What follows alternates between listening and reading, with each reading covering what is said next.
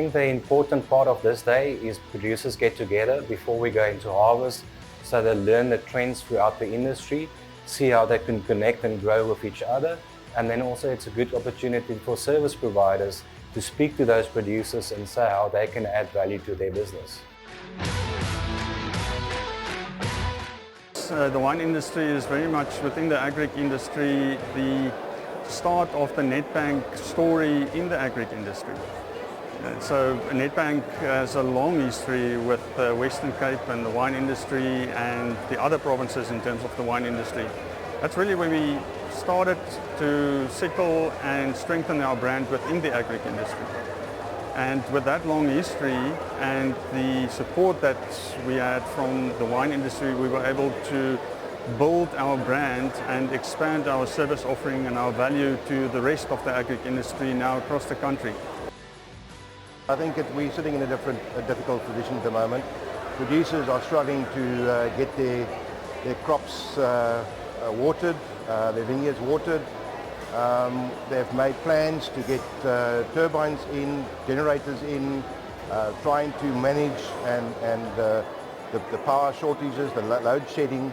But I think it's time that the government plays open cards with it. I think they must stop their deferring the issues and all that stuff and be honest with us and say how we are planning the next 6 months, because producers aren't sure what's going to happen. Do they go and do they change their whole system, their whole management system to include big generators, new diesel pumps? What is the future for us? I think exciting industry level that we're looking at a consolidation of existing services into SA wine. I think that is a word that we will hear a lot of this year. So announcement today, it's still populating and probably will have a launch towards mid-year. But then also the positives. We operate in very difficult, uncertain times, but there are such a lot of positive building blocks, and therefore the theme. Let's connect all of that and let's grow and let's collaborate. The positive developments are that we are starting to see the government implementing measures to address the power shortages and also the infrastructure inefficiencies. Last year we saw in July the cap on embedded generation being done away with, so companies can invest on power generation of more than 100 megawatts.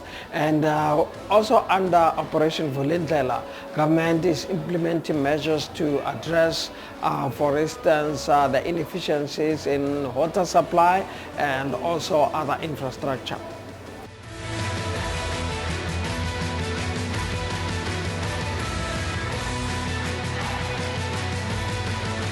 So it's really important. South Africa is the 8th largest market for South Africa, the UK, and shoppers in the UK recognise South Africa as an amazing brand.